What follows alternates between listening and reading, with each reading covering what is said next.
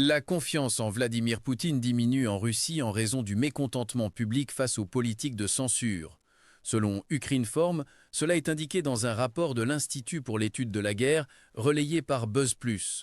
Le Kremlin continue de faire face à des réactions plus sévères de la part de la population intérieure de la Russie concernant ces efforts de censure intensifiés au cours des dernières semaines que Moscou ne s'attendait probablement pas à recevoir ou pour lesquels il n'était pas préparé, indique le rapport. Un sondage du Forum de l'opinion publique, FOM, lié au Kremlin, réalisé du 27 au 29 mars, a révélé que la cote de confiance de Poutine a chuté de 5%, passant de 76% à 71% depuis le 22 mars, la plus forte baisse depuis 2019.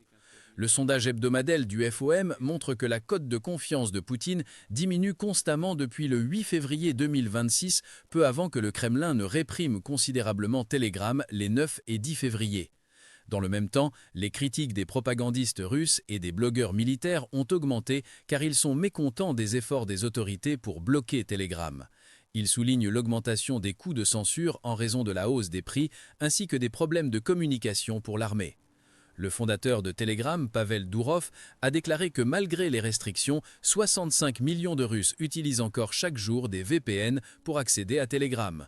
Selon lui, les actions du Kremlin ont également causé de grandes perturbations dans les systèmes bancaires le 3 avril, lorsque le blocage des adresses IP a conduit à des problèmes de paiement dans toute la Russie.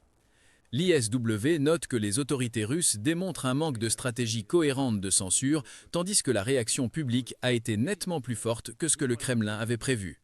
Comme rapporté, les experts estiment que le blocage potentiel de Telegram en Russie reflète la peur du Kremlin de l'influence d'informations extérieures et sa tentative d'établir un contrôle total sur les communications nationales.